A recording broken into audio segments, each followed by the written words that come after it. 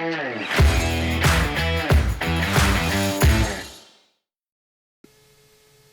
everyone, welcome to the Incubator Podcast. I'm your co-host Darren Boyd. And this is Sabir Sran. Thank you very much for joining us today. We are excited to bring to you Jeevan Singh. Jeevan is a foremost authority in application security, having been across a multitude of roles, stretching from Rippling most currently, Twilio, and amongst others. He's very active in the community with the OWASP chapter up in Vancouver. Welcome, Jeevan. Thank you so much for joining us. I don't know if I'm the foremost, maybe a lot lower on the ladder, just in general, but I do love my AppSec in itself. I only snickered because you snickered. I actually believe that the title actually holds in this case. Just looking at your career, you've obviously done a lot in the space, but I also want to make sure we do a call out too that Jeevan gives back a lot to the community. So he teaches, mentor, etc. So we're really, really excited to have you, Jeevan. And maybe you could start with just giving your intro, your background, and how you got to where you are, because it is a wonderful background. Yeah, my security story starts a long time ago. It's actually started in university when I had a really good friend that I did engineering with, and I used to pick him up on the way to school. And one day he pulled me aside. He's like, "Jeevan, you got to come inside. I got to show you something." And at that point, he showed me a screen, and he had cracked a third of the university engineering students' passwords and the professors' passwords. And I'm like, "What's going on?" This blew my mind. This is the first time I ever got exposed to something of that nature. And he showed me how he did it. It was pretty straightforward and simple, and showed me the tools. And then I'm like, okay, I want to make sure that you can never crack my password. And thought about how to become defensive. And he never did anything malicious with it. He just did it for the sake of doing it, like a lot of hackers back in the day. And it sort of piqued this interest. So it took later on in university, my fourth year, I took error corrections and code course, which was very, very heavy on the mathematics, Galois fields for all you math folks out there. And it showed me a lot about the basics of encryption. And again, all these small little niblets of security things throughout my career. I went to a startup after that, and while I was there, someone mentioned a book by Jeevan Singh, which talked about a lot about the history of encryption in itself. It was fascinating of like 2,000-year-old encryption and how people were able to break it and how it made it harder and it made it so difficult for 1,500 years. There was no real solution for it. So, and then after that, I worked at a domain name registrar where I started seeing attacks. It was the very early ages of e-commerce, and we started like seeing things in our logs like, how did this person get this information? Like, we don't make it available, and it really started making me thinking about a lot more defensive software development. After that, I joined a company that focused on market research applications, and anytime they ran a pen test, I put my hand up and I was like, I'm going to fix all of these vulnerabilities myself, and learned a lot more about security there. At some point, I had a little bit too much responsibilities. I had a couple of teams reporting into me. So I taught them how to fix vulnerabilities. And then we started running pen tests a lot deeper into our application stack. So it was easier for me to just teach everyone within R&D how to fix vulnerabilities and think about security. And then we hired a VP of security. He's like, "Hey, you're already doing all this. Why don't you just join my team? We could do this full time." So that was literally the best decision I made in my career, where I switched from engineering to security. And literally day one, I was blown away with how much I was learning. And I've continued to learn throughout my career. Like, we built out the foundations of a security program there. I joined a company called Zenefits. They really helped build out the foundation there. I joined Segment, I was assuming that I was going to build out the foundation of security at Segment, but came in, everything was already put in place. The CISO, my boss, also wanted me to really think about what's next generation. How do we actually reduce the operational workload on our security engineers? And where we sat down and we thought about self-service threat modeling. Let's teach developers how to threat model. And that program was fantastic because developers were better at threat modeling than the security people. Um, Segment got acquired by Twilio, and I took over the product security team. I spent about a year and a half, just about 2 years on the Twilio side, and reimagined how we should think about product security and doing things at scale. Twilio is a challenging ecosystem. They acquired a ton of different companies, a lot of different tech stacks, a lot of different ecosystems. Everyone's in their own AWS or on-prem. And yeah, they had 160 GitHub organizations, about 60, 70,000 GitHub repos. So really want to challenge the team in making sure that we're looking everywhere all the time and making sure that we're doing best for our customers there. So learned a lot about thinking at scale and how to roll out a very successful program there. And then most recently, I just joined a company called Rippling, which is on a hypergrowth trajectory as well. And I want to take all the learnings that I've had over my security career and development career and see if I can apply it to a hypergrowth company. So looking forward to this challenge here. No, that's it. That's incredible. What I love about that is there's so many people that if you give them this blank slate, it's either too overwhelming, they don't know where to start. But clearly you've taken it, you've embraced it, you've done this over and over, and then reimagining security along the path has got to be exceptionally complex, probably very, very rewarding, especially for someone that's so committed to learning. So all of that is fascinating, and we could probably do an entire segment just on the way you think about coming into a new organization. And for anybody that heard me say about, any Canadian will appreciate how I said that. Two Canucks here on the call. Anyway, so, but maybe you could walk us through a little bit about that approach.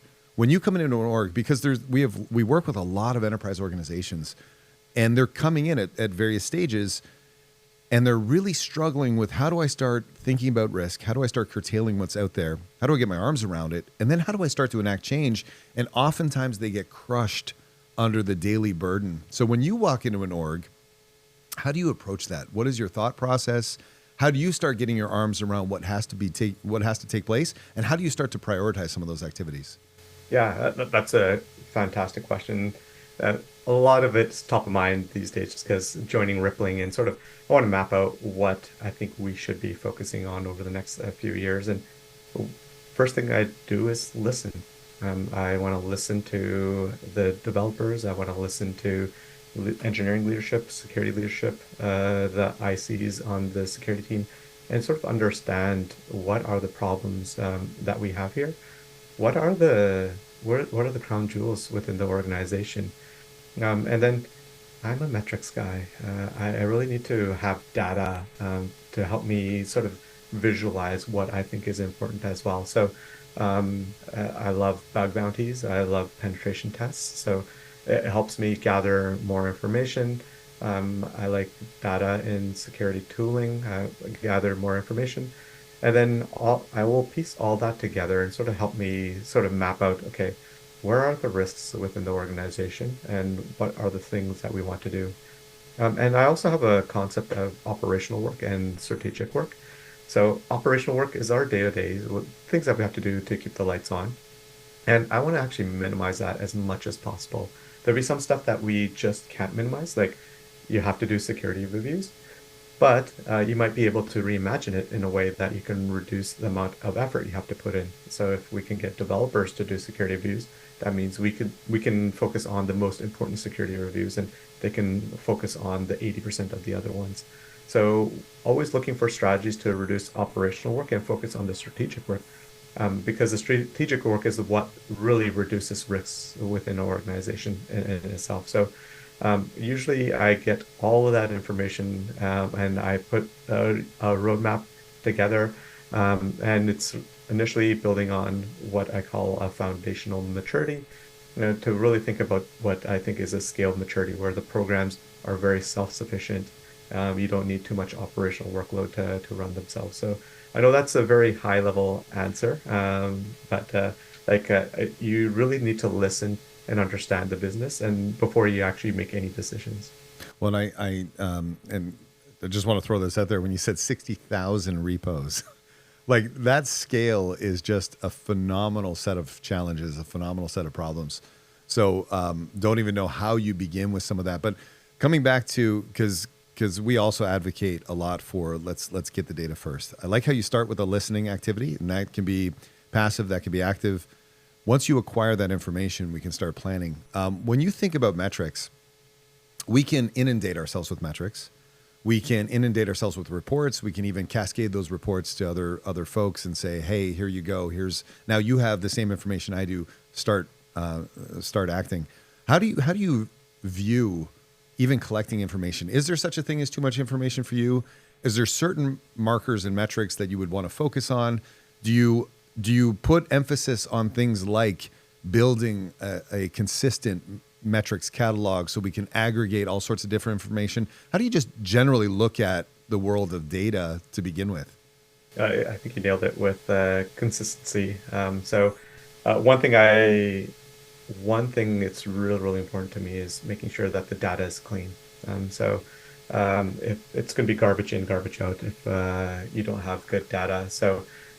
As part of our vulnerability management program, I will literally go through and look at every single vulnerability and better understand where we are at within our maturity. Typically, a lot of the times, those vulnerabilities are not actually vulnerabilities. I discovered that there is a lot of risk within our vulnerability queue, which also makes sense why things are not being fixed as a part of that vulnerability queue itself. Risks might be something like service-to-service authentication, and that is a problem in your system, but I wouldn't call it a vulnerability. There's no easy way to exploit it. There's no path to exploitation there. So I really want to delineate what vulnerabilities are from what risks are. And once you clean up the data and get it into a good place, then it's easy for us to know, like, okay, how many vulnerabilities do we have in the system? I would assume that by that point, you have clean data, means that the severities are correct. A lot of organizations, especially as security folks, we tend to overinflate the severity of a vulnerability, especially if we discovered it. You need a methodology to actually put the right severity so that you build trust with the engineering team. If it's a P3, if it's a medium, it's a medium, and they can deal with it with a medium timeline. I don't want to inflate it to a high or a critical just because I found it, and I think that if I found it, anyone else can find it as well. So making sure that the vulnerability descriptions are clear, the remediation steps are clear for engineering. And with that, you'll actually start seeing that those vulnerabilities that you had will slowly start disappearing without any effort on yourself. Engineers, once they have clear instructions, they tend to just do things. So data from the vulnerability side, data from our security tooling is also important. I like to, and different security tools are important as well. So if you have a secret scanner, secrets are probably more sensitive than other items in your ecosystem. So making sure that you have clean data there. And then once you have all that data and metrics, I really like partnering with engineering and saying, okay, this is my expectation. Like we have, say, 400 criticals in our system. We need to start knocking these out. These are critical for a reason. We've reviewed them. We believe that these are critical. We need these to be actually remediated, and set up a plan, set up check-ins, and make it like a strategic project where we say, yep, we expect that we should have burnt down all of those criticals over the next 4 months. We expect about 100 vulnerabilities to be burnt down. We do expect new ones to come in, and we don't expect that to be fixed within the same 4-month time frame, but we do expect you to fix those as well. So over time, you'll definitely see a downward trend with it. And if you don't, you have both a carrot and a stick. You can make sure that you're working really closely with the engineering team and say that this is going to be benefiting you. Like if you burn this down, or if we re-architect it in this way, we're not going to see as many critical vulnerabilities come in. But if you don't, we're not going to allow you to really push new products to production because we can't have critical vulnerabilities as part of our ecosystem. So we definitely want to use the carrot more than the stick, but there are a lot of different levers that we can use to reduce risk in our ecosystem. Speaking of risk overall, Jeevan, so you talked about an approach of understanding your environment, the vulnerability side of things, cleaning up, getting some empirical evidence and data points. If I, for lack of a better term, if I call that a bottoms-up approach, is there a concept of top-down here, or what people might say even shift left to say, how do we, while we're doing and getting a handle on the current situation and vulnerability management and everything like that, how do we view risk against a portfolio of applications that we have? Because in a way, or maybe perhaps the tendency traditionally has been treat all applications as the same. So how do we begin to categorize applications into tiers or risk categories?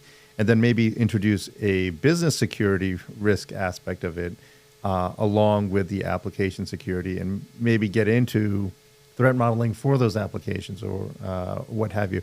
So is there that theme and that you like to couple in your approach in setting up these programs? Yeah, absolutely. Especially at organizations as big as Twilio, it doesn't really make sense to look at everything. No, it does make sense to look at everything. It doesn't, though there's not going to be an investment to look at everything. No one's going to 10x my product security team so that we can look at all things. So we really have to be very focused on our efforts, what's important. And one of the things that we like doing is going through an exercise with the various BUs and making sure that we understand what we call tier 0 products or features, things that if we were to have an incident or a breach, it could be company ending. What are the things that we should be looking at? And we want to make sure that we scrutinize that a lot as well. So we had a great exercise that we did within the segment, and we had a BISO that we worked really closely with. So Business Unit Information Security Officer. He had already established a ton of good relationships with the engineering leadership. We were all on the same page. Our engineering leadership at Segment was also great as well, where they were challenging us and saying, you're not aggressive enough on the security side, which I always love to hear, but also pushing back on a certain type of vulnerabilities, saying, hey, we think this is rated too high, and then we walk through them and have these great conversations. But working really closely to understand the tiering, which allowed us to help us determine the mapping of our vulnerabilities as well. So if we have, say, a security tool, an SCA tool that helps us discover third-party vulnerabilities and third-party dependencies, and if it's a tier 0 and it's critical, we'll leave it at critical. But if it's a tier 2, something that is more internal and not really client-facing, we'll change the severity to maybe a P3, a medium in itself. So you need to really understand what are the important parts of the ecosystem, because we don't want engineering to patch things for the sake of patching things either. We want to make sure that we're using their time wisely and we're really focusing on the highest security areas or highest risk areas so that we can really, really lock those down. And as those get secured and harder to break in, then we want to focus on the tier 1s and then the tier 2s. And ultimately, we want to auto-patch things just in general and just really reduce the cognitive load on engineers themselves. It's got to be a really interesting balance, and I don't know how you achieve it. If we did nothing, we know that entropy would dictate that we're still in a poorer position over time. And so you almost have this urgency constantly on your team. And I really like what you said about being discerning and critical about what you'll identify as a vulnerability. And I like that oftentimes we'll conflate a risk with a vulnerability. So I really appreciate that. And I'm sure the developers appreciate that approach as well. How do you start thinking about there's inherent risk in the system that's there and we have to try and remove, but we also want to put measures in place to at least curtail as much risk introduction as possible.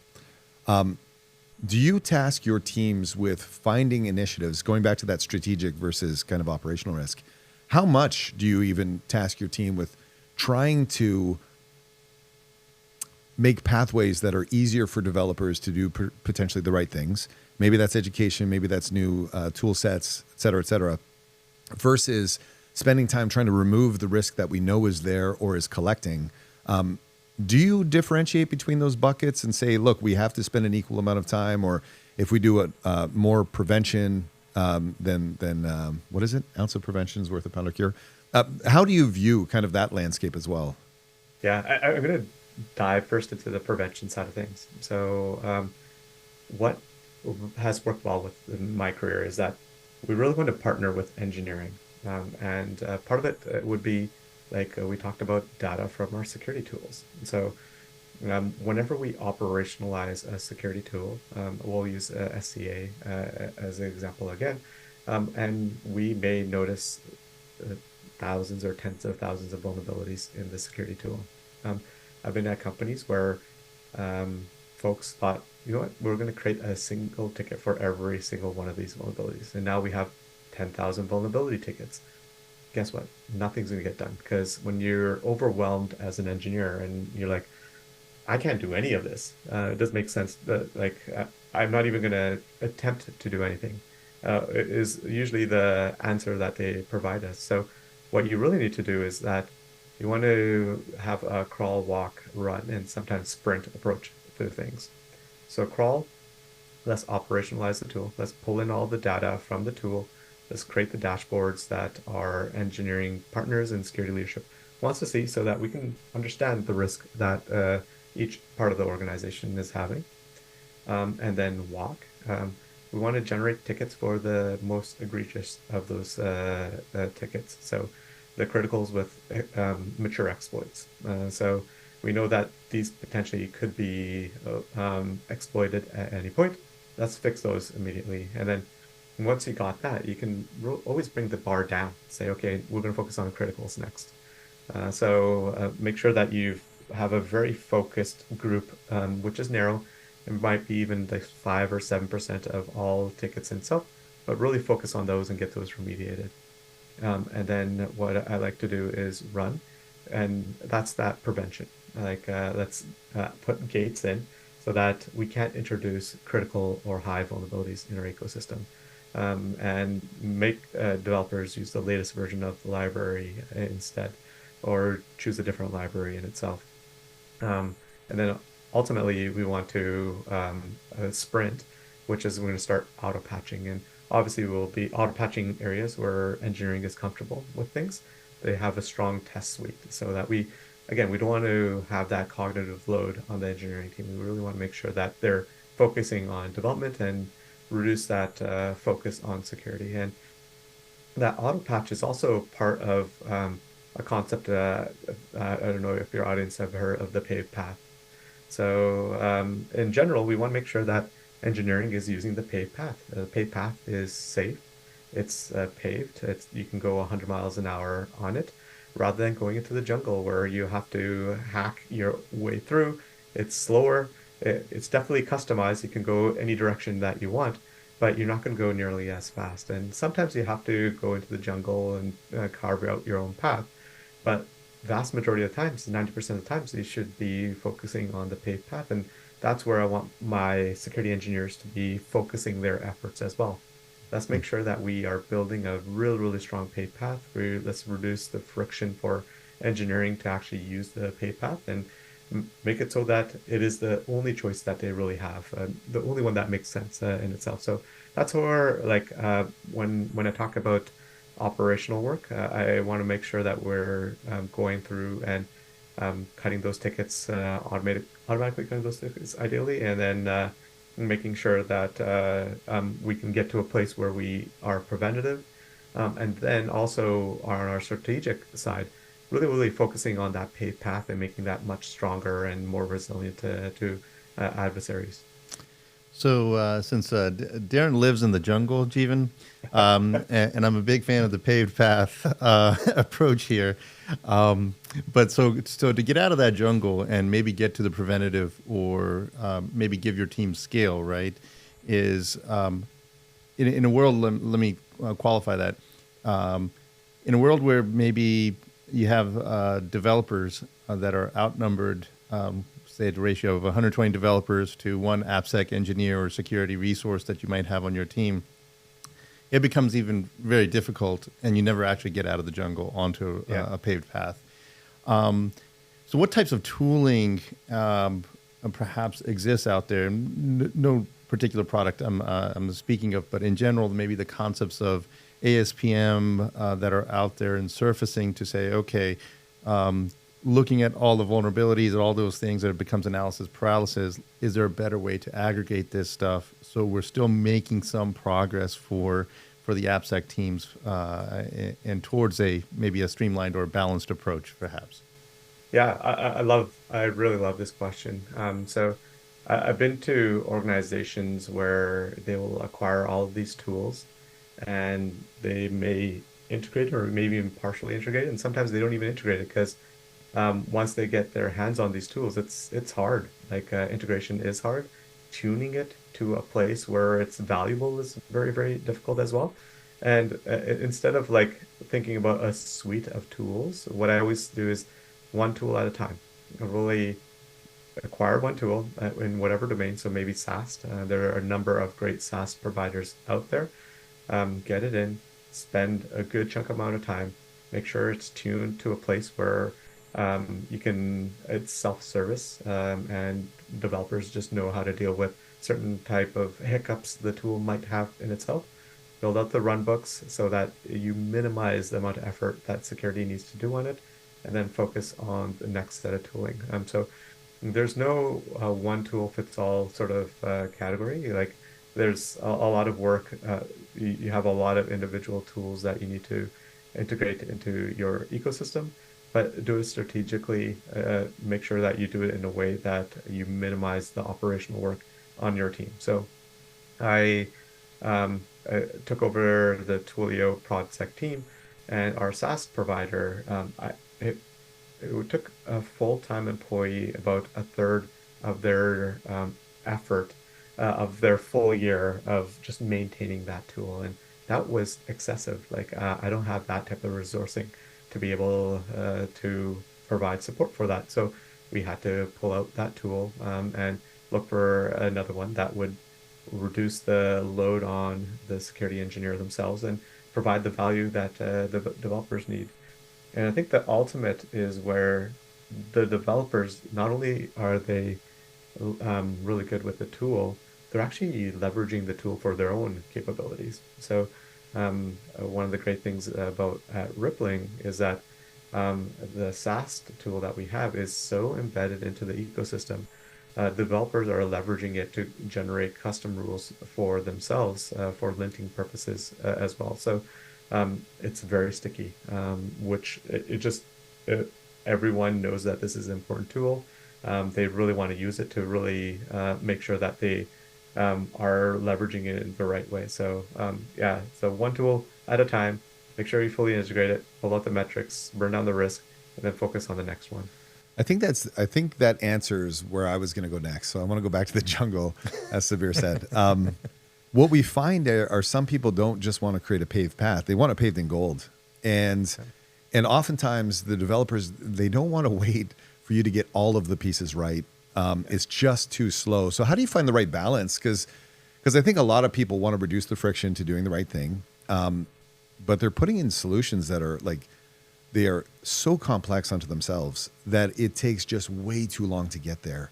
Yeah. So I think what you're saying is probably the answer to that, which is just start with a couple pieces. You don't need, the paved path can just be maybe initially just a cleared pathway. Then you can put in some sidewalks and some paving. But is that how you would approach it? And do you see similar patterns out there that people are trying to do too much as maybe a platform engineering team, an InfoSec team, and it, the perfect is the enemy of the good in this case. Is that a fair? That's my motto. Okay. Perfect is the enemy of the good. I had a couple of points with respect to it. So we talked about the crawl, walk, run. You always want to start small. And the other part is that engineers are your partners, and these tools actually impact them. Invite them to the POCs or POVs, proof of value for it. So if I'm rolling out a new security tool, I'm pulling in my platform engineering team and saying, hey, let's work together. This is a tool that I think we're going to go with. We'll love to partner with you, make sure that this makes sense to you. What do you like? What do you dislike about this particular tool? And let's really work together to make sure that we're both confident that this is the right tool for the organization.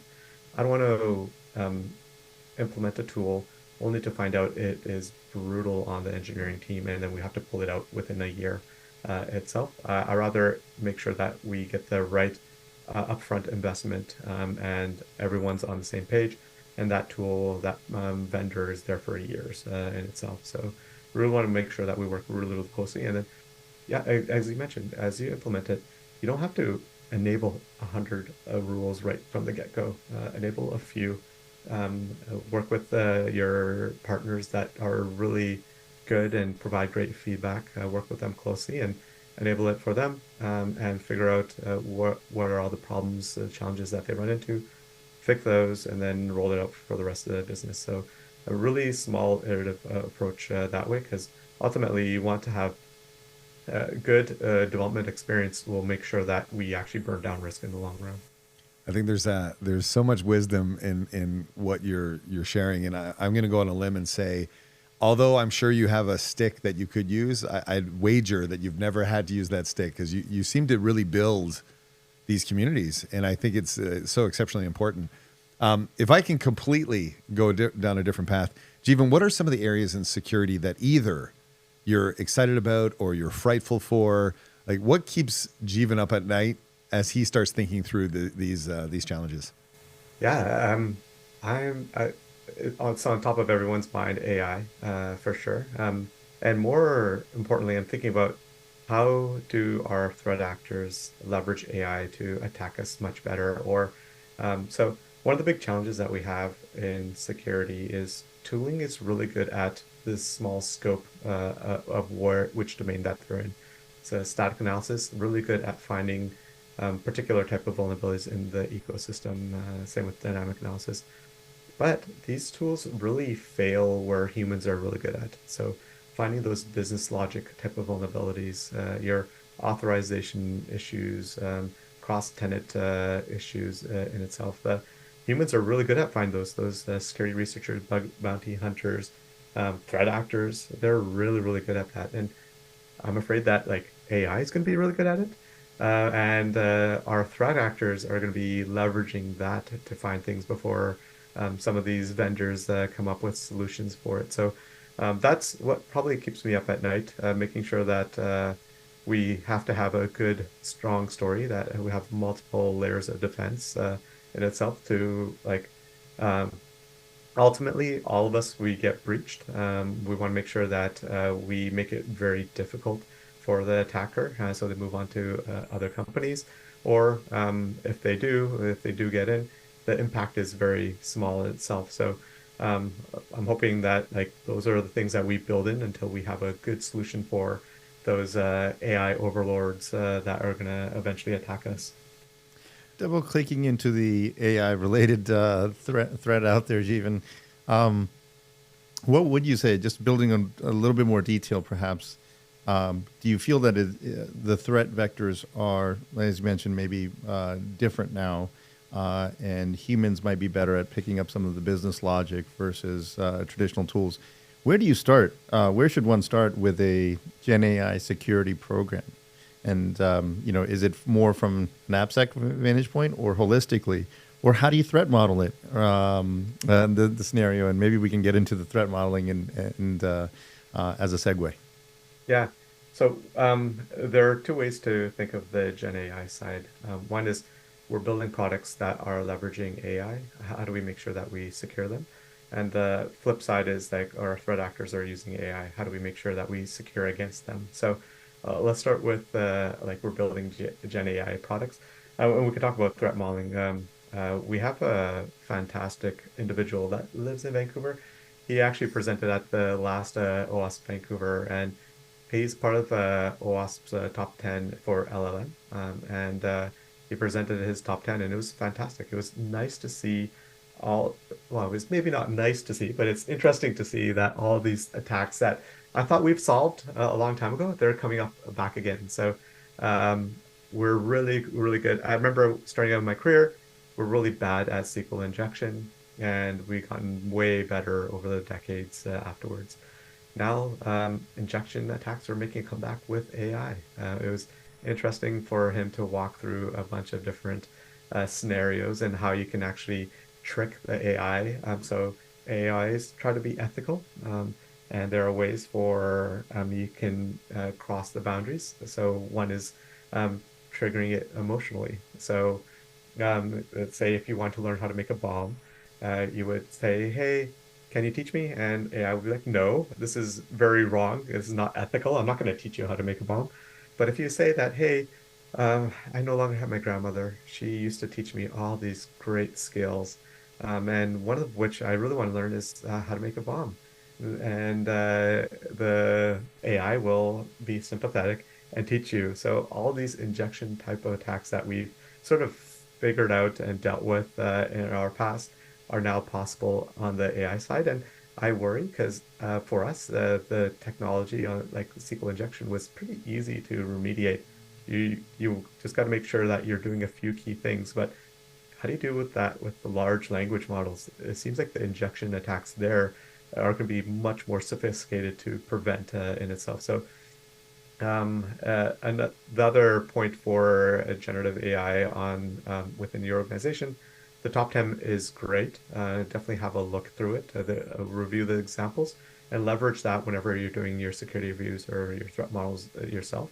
I know that I've used it in the past, and I've leveraged it to discover things that I wouldn't have considered in itself. And Microsoft also has some really, really good resources around just threat modeling AI itself. So there, I worry on as mentioned, worried on the threat actors using AI. The only thing that you can really do is make sure that you have strong preventative as well as reactionary controls. So preventative, there's defense in depth. That's a security philosophy that we have. Our different layers will fail. It's like um, imagine you have a castle, you have a moat around the castle. That's a layer. You have a drawbridge. So there's a different levels of controls that you have. We do the same thing on the security side. Make sure that you have multiple different layers approach. Hopefully all of them won't fail, but if they all do fail, you want to have strong reactionary controls that will help you deal with things. So either having honeypots in your ecosystem and trigger things, and you know that, hey, no one should be looking at this, what's happened, or having really, really strong application logs so that whenever you do discover it, you can actually understand what happened, where it happened, and how to block that sort of vulnerability from happening, the exploitation of that vulnerability from happening. So yeah, we are definitely in a new world. It's going to be very interesting for all of us. I'm looking forward to the challenges that come with it. No, it never ceases to amaze me how creative and devious we can be as a as a species. Even when you said, "Hey, if we can do enough, then maybe these attackers will move on to other companies," I immediately thought, if being chased by a bear, I just need to outrun Sabir, which is absolutely possible. So no, that's a great approach, and I think the emotional aspect that could be an overlay there was it's just, again, we're fascinating as a species. Yeah. Jeevan, I'd like to maybe shift a little bit of the focus on the community work that you're doing up in with OWASP in Vancouver. Would you mind sharing a little bit more of those efforts? Yeah, it's been great. I've been involved for at least 5 or 6 years now. Farshad, he kicked off the community after it was sort of stalled for a couple of years. And I partner with him because like one of our goals is we want to have real strong application security capabilities within Vancouver itself, but also we wanted to extend it throughout the Pacific Northwest as well. So within Vancouver, our OWASP chapter, we have monthly meetups. and they're packed. Like this last week, there was like 160 people registered for the event. I want to say at least 90, 100 people showed up. So we're very thankful that we have a lot of great sponsors that will provide venues and food for these sort of events. And the community here is really eager to learn and grow in itself. And one of the things that we did, me and Farshad, we want to make things better and bigger. And we reached out to our partners in OWASP Seattle and Portland and Victoria, and we came together. This was a few years ago. I think it was the first year of COVID, and we were like, "Hey, we should do a conference together." And that born AppSec Pacific Northwest. First couple of years we did it virtually, but this past year we held it in Portland, which was fantastic. It was nice to finally meet all those organizers in person. But we had a great event where we had a lot of very strong speakers come out and deliver their talk. So next year we're holding it in Vancouver, and then we'll rotate through all the chapters, and like super excited about that.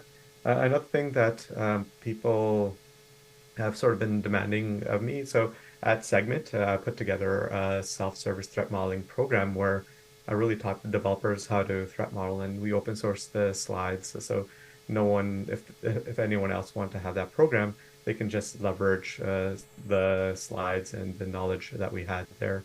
And what I learned is that a lot of security folks don't really know how to threat model as well. And I knew that I did it very poorly when I was starting out. So what I've done in the community is that I put together threat modeling workshops. So I'm actually holding one in a couple of weeks where I will teach a group of 25, 30 cohort, and we'll dive deeper into the one-on-one of it. Initially, I wasn't charging, but no one was really showing up. If it's for free, people show up if they feel like it. So now I'm charging $30. But what I do is I will match that dollar for dollar, whatever we raise, and we'll give it to a local public school. Since we're delivering education, it would be best if someone that's in the education space sort of gets the value out of it. So those are some of the things I'm always speaking at conferences. People reach out to me all the time. I love talking shop. I gained so much from learning from the community, and I feel it's really necessary to pay that back to the community itself. That's really great to hear, Jeevan. And I'll still repeat that we believe you are one of the foremost authorities in in AppSec, and if nowhere else, in Vancouver and the Pacific Northwest. And hopefully we can bring you down here at some point in the near future to Southern California and collaborate. And it's a great testament to your knowledge and of involvement in the community, and a way to give back as well. Like you just mentioned, not only give the knowledge and experience back to the community, but by the same token, return some in the form of charitable work. So really, really great having your perspectives today, Jeevan. Thank you so much, and we look forward to speaking with you in the near future. Yeah, thank you for having me. This was a blast. Yeah, thank you so much. And we'll put up some of the links. We'll meet with you. We'll get some of the links. We'll put them up on this podcast as well. But thank you so much, Jeevan. We appreciate it.